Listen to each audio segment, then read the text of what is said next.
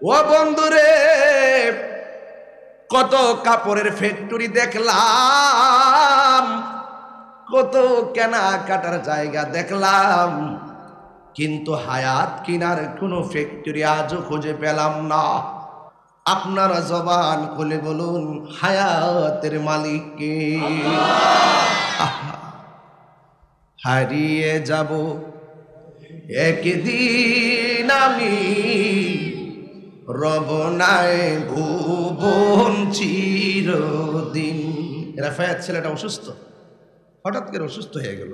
আল্লাহ তার শেফা করুক, আমিন। সুন্নতের কাজ করে, মাইকের ব্যবসা করে, অনেক জায়গায় অনেকভাবে কত মহব্বত নিয়ে যায়, তাই অসুস্থ, আল্লাহ তার শেফা করুক, আমিন কর। সে আমার বলছে, হুজুর কবরের উপরে কিছু আলোচনা করেন। কইও মানুষ যখন অসুস্থ হয়ে যায় তখন তার দুনিয়াদারি ভাল লাগে না বাজার। হ্যাঁ ঠিক নেই? সবাই বলেন না, হারিয়ে যাব একদিন আমি, রবনায় ভুবন চিরদিন। বলো হারিয়ে যাব রবনায় ভুবন চিরদিন। ক্ষমা করে দিও তোমরা আমায়, বলো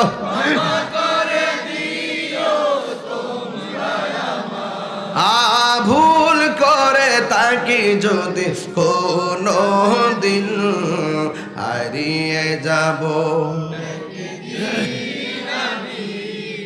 রবনায় ভুবন চিরদিন। বলো হারিয়ে যাব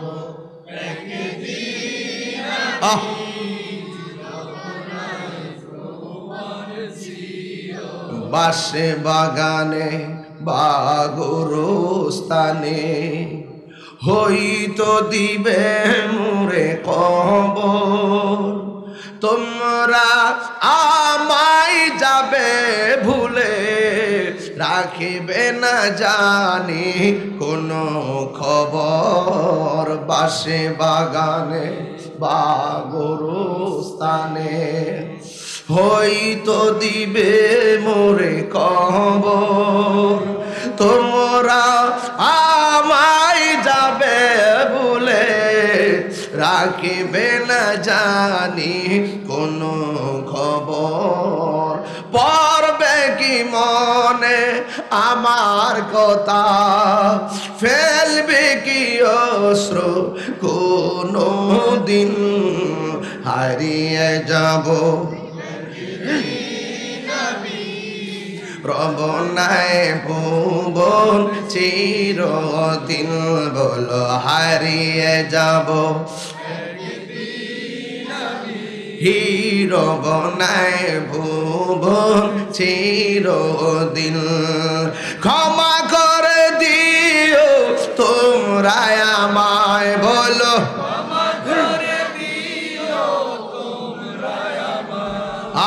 ভুল করে তাকে যদি কোনো দিন, হারিয়ে যাব একদিন রবনায় ভুবন চিরদিন। জোরে জোরে কি আল্লাহু আকবার বলা যাবে না? বাঁশবাগানে গুরুস্থানের কথা কইলাম রে বাজি। ও আব্বুরে, এই দুপুল্লা হাজীগঞ্জের জমিনে যত কবর দিয়েছ, উপরে কি ইটের সামান দিছো না বাঁশ দিছো বাবা?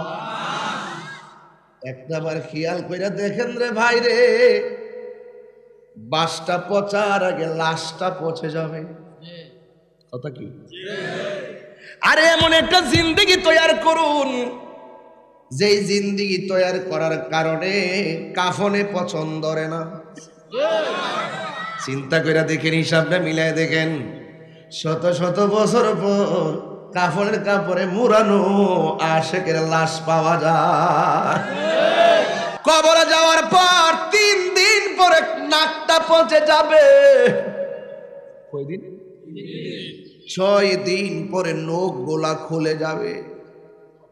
9 দিন পর মাথার চুলগুলো খুলি থেকে আলগা হয়ে যাবে। আহা, এরপরে তোমার চোখের মধ্যে অ্যাটাক করবে 10 দিন পর। তোমার পেটটা ফুলে যাবে 17 দিন পর। এমন ভাবে বাষ্ট হবে 60 বছর পর্যন্ত কবরে আপনার হাড্ডিগুলা পড়ে থাকবে। কিন্তু 60 বছর পর কবরের হাড্ডি খুঁজে পাবে না, মাটির দেহ মাটি খেয়ে ফেলবে। আবার এমন ইতিহাস আছে 750 বছর পর্যন্ত বডির মধ্যে যারে মাটিও খায় না, জমেও সয় না গো প্রেমিক যে জনা, ঠিক কিনা? হাই রে ও দুপুল্লার বাবা, এমন জীবন তুমি করিবে গঠন, মরণে হাসিবে তুমি কাঁদিবে ভুবন। আহা, মানুষ হইতে পারলাম না রে বাজি, এখনো মানুষ হইতে পারলাম না। আগে মানুষ হন। মান আরাফা নাফসাহু ফাকাদ আরাফা রাব্বাহু, যে নিজেরে নিজে চিনতে পেরেছে সে আমার আল্লাহকে চিনতে পেরেছে। মরণ বড় কঠিন, মরণ বড় কঠিন। ও দুপুল্লার মানুষ, মরণ কেমন কঠিন জানেননি? 2 মিনিট নাকটা মুখটার বন্ধ করে রাখেন, বুঝবেন মরণ কেমন জিনিস, জানটা বের হয়ে যাবে। আজকে আমি নাকটারে মুখটারে ধরলাম, একটু পরে কষ্টের তাড়নায় খুললা দিয়া লাইন ক্লিয়ার করলাম। কিন্তু আজরাইল যখন দুপুল্লা ঘরের দরজায় দাঁড়ায়া যাইব, যখন তোমার রুহুর মধ্যে টান মারব, না জানি কত চিৎকার পারবা, আজরাইল রে এমন ভাবে আমার ধরিস না রে, আমি আর পারি না রে, পারি না। অনেক মানুষ পায়খানা করে বিছনা বাসায় ফেলাইব, অনেক মানুষ প্রস্রাব করে বিছনা বাসায় ফেলাইব, অনেক মানুষ জিহ্বার মধ্যে কামড় মারব, অনেক মানুষ চোখ 2টার উল্টাইয়া দিব, অনেক মানুষের রোগগুলা ছিঁড়া যাইব, অনেক মানুষের রক্তগুলা পানি হয়ে যাইব। আজরাইল কোনো বাধা মানবে না। জবান খুলে কন, জান কবজ করার দায়িত্ব আজরাইলকে দিছে কে? 1 সেকেন্ড এদিক সেদিক করা হবে না রে, 1 সেকেন্ড এদিক সেদিক করা হবে না। এই জন্য আমার আল্লাহ রাব্বুল আলামিন বলেন, যেই জায়গায় যার যখন মরণ হবে রে, ওই জায়গার ভিতরে তার মরণ হবে। চুল পরিমাণ এদিক সেদিক করা হবে না, চুল পরিমাণ এদিক সেদিক করা হবে না। একটু মহব্বতে আমার সাথে পড়েন না, আমার মরণের কত দিন বাকি আমি জানিলাম না গো, আল্লাহ মরণের কত দিন বাকি, আমার মরণের কত দিন বাকি আমি জানিলাম না গো, আল্লাহ মরণের কত দিন বাকি। আর আজরাইল আসিয়া যখন হস্তে দিবা দড়ি, আজরাইল আসিয়া যখন হস্তে দিবা দড়ি, তখন আমার মনাবাই করবা লুকালুকি, আমি জানিলাম না গো, আল্লাহ। এ যুবক ভাইরা, নিঃশ্বাসের বিশ্বাস নাই, কন্যা আমার মরণের কত দিন বাকি আমি জানিলাম না গো, ও আল্লাহ মরণের কত দিন বাকি। আর 40 দিনের আগে ভাইরে মৌতের নিশানি, 40 দিনের আগে ভাইরে মৌতের নিশানি। আজরাইল আইসা খাইরা নিব চোখে দিয়া আন্দি, আমি জানিলাম না গো, ও আল্লাহ মরণের কত দিন বাকি আমার মরণের জানিলাম না গো আল্লাহ মরণের কত দিন বাকি আর হায়াত হইল হাতে ভাইরে মত হইল পায়ে হায়াত হইল হাতে ভাইরে মত হইল পায়ে যেই জায়গা যার মরণ লেখা সেই জায়গা সে মরে আমি জানিলাম না গো আল্লাহ দিন বাকি আমার মরণে কত জানিলাম না গো আল্লাহ মরণে কত দিন বাকি আমার মরণের ইস গো আল্লাহ মরণের কত দিন বাকি আল্লাহ রাই তৈলে ডরায় রাতি পুহাইলে ডর ভয় সকলি বুইলা যায় দিনে রাইতে তোমার বান্দা কলবে যেন পাই দিনে রাইতে তোমার বান্দা কলবে যেন পাই আল্লাহ রাই তৈলে ডরায় রাতি পোহাইলে ডর বয়স কলি বইলা যায় আল্লাহ আমি সৃষ্টি তুমি স্রষ্টা আমার কি বা সাধ্য যখন তখন উইরা যাইতে ধুপল্লা বাসি বাধ্য আল্লাহ আমি সৃষ্টি তুমি স্রষ্টা আমার কি বা সাধ্য যখন তখন ওইরা যাইতে এই তাহিরি বাধ্য এই মুহূর্তে মরণ আসতে পারে কি পারে না সব ক্ষমতার প্রতিপাদ্য হর হামেশা গায় আল্লাহ সব ক্ষমতার প্রতিপাদ্য হর হামেশা গায় আল্লাহ রাই তৈলে ডরায় রাইতি পোগাইলে ডর বয়স কলি বুইলা যায় আল্লাহ রাই তৈলে ডরায় রাইতি পোগাইলে ডর বয়স কলি বুইলা যায় এই মুহূর্তে যদি কাউরে কয় তোমার বাপের ভাঙ্গা কবরে রাত্রে শুয়ে থাকো সন্তান বলবে আমার ডর করে কবরে কে যায় না রে গুরুস্থানে কেউ যায় না ডর করে বলি ডর করে কয় কেন কয় জানি না তাইলে একটা বার চিন্তা করো তুমি কেমনে জনম জনম ওই ঘরে থাকবা একা একা ঘরে থাকবা আব্বুরে আমার নবী আপনার নবী বলেন আমি যখন মেরাজে গেলাম আমারে আল্লাহ অনেক আযাব দেখাইছে সব চাইতে কঠিন আযাব দেখলাম কবরের আযাব আমার নবী বলেন কবর কার জন্য জাহান্নামের গর্ত আবার কবর কার জন্য জান্নাতের বাগান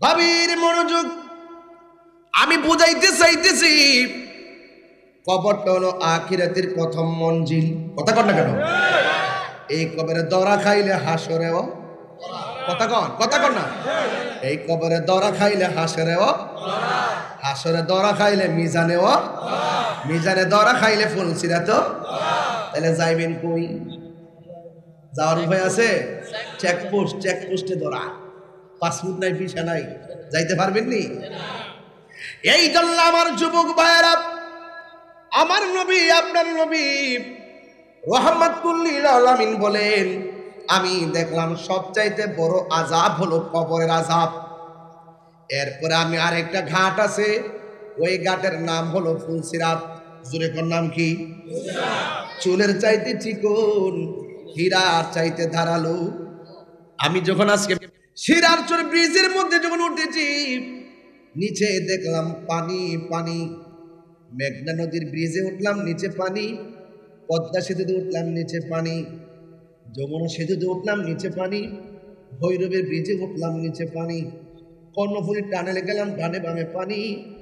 এই যুবক ভাইয়েরা আমার, শুধু তাই নয়, ওই কর্ণফুলী ব্রিজে গেলাম, নিচে পানি, কিন্তু হাসরের ময়দানে একটা ব্রিজ হবে, একটা রাস্তা হবে, নিচে পানি না রে, নিচে হলো জাহান্নামের আগুন। এই আগুনের রং কিন্তু সাদা না, এই আগুনের রং কিন্তু লাল না, এই আগুনের রং হইল কালো। চুলের চাইতে চিকন হবে, হীরার চাইতে দাঁড়ালো হবে। আমার নবী বলেন, এটা বড় কঠিন। যদি যাই আমল নামা না থাকে, ইমান না থাকে, কেটে কেটে জাহান্নামের আগুনে পড়ে যাবে। একদিন আমার নবী সাহাবায়ে কিরামদেরকে নিয়ে বসে বসে আমার নবী আলোচনা করতেছেন। হঠাৎ করে একটা বিশাল বড় আওয়াজ হলো। সাহাবীরা ডাক দিয়া কয়, আল্লাহু আকবার জোরে বলতে হবে। সাহাবীরা ডাক দিয়া কয়, ইয়া রাসূলুল্লাহ, ইয়া হাবিবাল্লাহ, নবী গো। এই আওয়াজে মানি না, জোরে কোন আছে না নাই? নবী কি আমরার মতো? যারা বলে নবী আমরার মতো, সাধারণ মানুষ, ময়দা ফচ্চা করলাম, মাটির সঙ্গে মিশা গেছে, কেন আউযুবিল্লাহ গন। এদের থুতা, আমি তাহিরির জুতা। সামনে আয়া কোনা, সামনে আয়া কই তো সাফার দাঁত ফালাই দিলাম বলে বেটা। নবীজিকে আল্লাহ পাক আল্লাহ মাকা মালাম তাকুন তালাম, যা কিছু আছে ওয়ালা রাতবিউ ওয়ালা ইয়াবিসিন ইল্লা ফি কিতাবিম মুবিন, যা আছে সব নবীর দান করেছে। উতিতু বিমাফাতিহ খাজাইনিল আরদে, রাসূল বলেন আল্লাহ পাক রব্বুল আলামিন আমার হাতের মধ্যে দুনিয়ার যত খাজিনা আছে, ধনভাণ্ডার আছে, সব কিছুর চাবিকাঠি আল্লাহ আমাকে দিয়েছেন। দিতে দিতে দিতে দিতে দিতে দিতে আমাকে শাফাআতে কুবরা দিয়েছেন। দিতে দিতে দিতে দিতে দিতে দিতে আল্লাহ পাকের নিজের কুদরতের দিদার দিয়েছেন। দিতে দিতে দিতে দিতে দিতে দিতে আল্লাহ পাক আমাকে হাউজে কাউসার দান করে দিয়েছেন। আরে আব্দুল্লাহ আল্লাহু আকবার।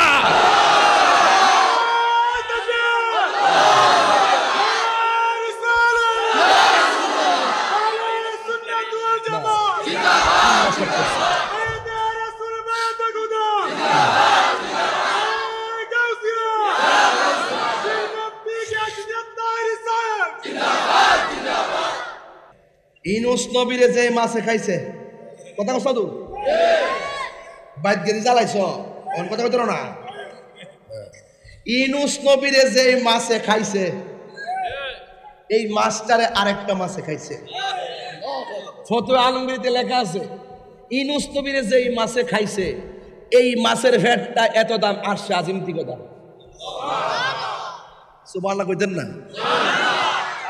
মাটি বাইনা করে রাখে রে, এখনই তোর আসতে পারে চলে যাওয়ার না। ওরে মন, গুরুস্থানের একটু মাটি বাইনা করে রাখে রে, এক্ষুনি তোর আসতে পারে চলে যাওয়ার ডাক। কাঁদিস না মন শিশুর মতো, এমনই তো হয়। এই তো জীবন অন্যের দেওয়া, তোর তো জীবন নয় রে, তোর তো জীবন নয়। খাঁচার ভিতর প্রাণের ময়না, কেউ ময়না আসেনি? কথা কন, ময়না আসেনি? আমার ভিতরে বাল্ব আসেনি? পরীক্ষা করলে দেখা যাইবনি? কিডনি আসেনি? পরীক্ষা করলে দেখা যাইবনি? কলিজা আসেনি? পরীক্ষা করলে দেখা যাইবনি? হাড্ডি বাংলা দেখা যাইবনি? ময়নাটা পাওয়া যাইবনি? ওয়াজ বুঝুন না? খাঁচার ভিতর প্রাণের ময়না চিরদিন আর আপন রই না, হঠাৎ করে পালিয়ে যাবে একটু পেলে ফাঁকে রে, গুরুস্থানের একটু মাটি বাইনা করে রাখে রে, এখনই তোর আসতে পারে চলে যাওয়ার ডাক। ওরে মকিরিন মুহিবিন বাবাজিরা গো, শুধুমাত্র তাই নয়, বান্দা যখন ওযু কইরা শেষ করে শরীর থেকে লাস্টের যে পানির ফোঁটাটা পড়ে, এই ফোঁটার সাথে সাথে আমার আল্লাহ সব গুনাহ মাফ কইরা দেয়। এরপরে শুধুমাত্র তাই নয়, ও আমার দুপুল্লার আম্মা, রঙ্গের গুড়া আর কত দৌড়াইবা গো মা, এখনো সময় আছে, নামাজের টাইমে নামাজে দাঁড়াইয়া যাও, নামাজের টাইমে নামাজে দাঁড়াইয়া যাও। এ আমার মা, তোমার কাপড় 5টা, আমার কাপড় হলো 3টা। আর জোরে কোন ঠিক কিনা? তোমার কাপড় হলো 5টা, আমার কাপড় হলো 3টা, তবে রঙের মধ্যে কোনো বেশ কম নাই। তোমার কাপড়টা সাদা, আমার কাপড়টাও সাদা, তোমার ঘরটা মাটি, আমার ঘরটাও মাটি, তোমার প্রশ্ন 3টা, আমার প্রশ্ন 3টা। হাসরের ময়দানে তুমিও উলঙ্গ উঠবা, আমিও উলঙ্গ উঠবো, কিন্তু কেউ কাহার দিকে তাকাইবা একটা সেকেন্ডও সময় পাবে না। এই জন্য যুবক, ও মা বোনেরা গো, ও দুপুল্লারা আম্মা, সুকেশ বর্ষ শাড়ি দিয়া কবরের সামান করলা কি দিয়া? কথা কন না। দুনিয়ার ঘর বললা সামান দিয়া, আসল গর্বর বা কি দিয়া? আমল ইমান না থাকলে কবর শূন্য হয়ে যাবে রে। এ আপুরি, বাড়িতে যাইয়া বোনের ডাক দিয়া বলবে, বোন খবরদার মোবাইলে বেশি পড়ে থাকিস না। বাড়িতে যাইয়া বলবে, আম্মা নামাজ না পড়া বাদ বাইরো না, নামাজ না পড়া রান্না বসাইও না, নামাজের পর রান্না বসাইলে বরকত হয়। এই জন্য আমি বলে দিয়া যায়, আমার নবী আপনার নবী বলেন, যারা ওযু শেষ কইরা আসমানের দিকে তাকাইয়া শুধুমাত্র কালিমায়ে শাহাদা পড়বে, আমার আল্লাহ রাব্বুল আলামিন তার জন্যে 8টা জান্নাতের দরজা খুলে দিবে। চিৎকার মেরে কন্যা আল্লাহু আকবার। এই জন্য যুবক, ওযু ঠিক মতো করা লাগবে। ওযু যদি না হয় তাইলে নামাজ হবে না রে। কারণ ওযু যেই জায়গাগুলো করবেন, হাত ধৌত করবেন নূরে চমকাবে, মুখমণ্ডল ধৌত করবেন নূরে চমকাবে, সবার মাথার উপরে মুয়াজ্জিনের চেহারা দেখা যাবে। হ্যাঁ যুবক ভাইরা, হাসতে হাসতে খেলতে খেলতে নিজের সুন্দর জীবনটা ধ্বংস করে দিবেন না। এখনো সময় আছে, নামাজের দরকার আছে না নাই? আর জোরে কন্যা আছে না নাই? এ যুবক, তোমার পায়ের মধ্যে হাত দিয়া বলি, আমি দেখতেছি তো, আমি তো বহুদিন ধরে ওয়াজ করি। আগের শ্রোতাগুলো এখনের শ্রোতাগুলোর পার্থক্য কি জানেন? আগের শ্রোতাগুলো ছিল এক ধরনের, এখনের শ্রোতাগুলো হলো আরেক ধরনের। এখনের শ্রোতাগুলোর হাতে হাতে মোবাইল পৌঁছে গেছে, যতক্ষণ বসে এরা অস্ত্র সিক্ত নয়, এরা কান্না করে। যখন মাহফিল থেকে উঠে যায় তখন সে আবার মোবাইলের পাল্লায় পড়ে যায়। তোমাকে যেন অন্যায় ঘাস করতে না পারে। প্লিজ বন্ধু, একটা কথা মনে রাখবা, যে কোনো মুহূর্তে আমাদের কাছে আজরাইল আসতে পারে কি পারে না? আরো জোরে বলি, পারে কি পারে না? আল্লাহর হাবিব বলেন, 2 নম্বর গেটের মধ্যে ওযু সম্পর্কে জিগাইব, এবার 3 নম্বর গেটের মধ্যে নামাজের কে জিগাইব, নামাজ সম্পর্কে জিগাইব। খাঁটি বান্দা কি কইব জানোনি? কয় আল্লাহ, বেহেশতের আশায় নামাজ পড়ি নাই, নামাজ পড়ছি একমাত্র তোমার সন্তুষ্টির জন্যে। আল্লাহ আল্লাহ क्या मुबारक नाम है, अल्लाह अल्लाह आशिकों का काम है। मुश्किलें आसान फरमा, रंज गम सब दूर कर, साहिबे जो दोस्त खाशे रे खुदा की वास्ते। আমরা কাদরিয়া মাদ্রাসায় পড়ছি, ইয়া ইলাহি अपनी जात किबरिया की वास्ते खोले दे दर हुआ जाए रहमत खुदा की वास्ते। बुलबुले बागे मदीना कुर्रते आयुने रसूल, यानी बीबी फातिमा खैरुन निसा की वास्ते। गुनेगार हम गुनेगार हम गुनेगार, तू गफ्फारो तू गफ्फारो तू गफ्फार। চিৎকার মেরে কি আল্লাহু আকবার বলা যাবে না? এই নামাজ আমরা চাই কি চাই না? কারা কারা চান দুই হাত তুলে দেখান। নারে তাকবীর, নারে রিসালাত, আহলে সুন্নাত ওয়াল জামাত, কোরআন সুন্নাহর আলো, মিলাদ কিয়ামের আলো। মাজার জিয়ারত যেখানে, মিলাদ কিয়াম যেখানে, হাত নামান। তবে আমার যুবক ভাইদের কাছে তো দাবি একটু বেশি করি, খবরদার যেই জবানে আল্লাহর তাকবীর দিয়েছি এই জবান দিয়ে বাবার ট্যাবলেট ঢুকাবো না। যেই মুখ দিয়ে আল্লাহর জিকির করেছি সেই মুখ দিয়ে কখনো হারাম ঢুকাবো না, ইয়াবা খাবো না, ফেঞ্চি খাবো না, ডেন্ডি খাবো না, সুদ খাবো না। দরকার হয় শুটকির ভর্তা দিয়ে ভাত খাবো, কিন্তু সুদের টাকা দিয়ে ৮-৯ প্রকার আইটেম খাওয়ার দরকার।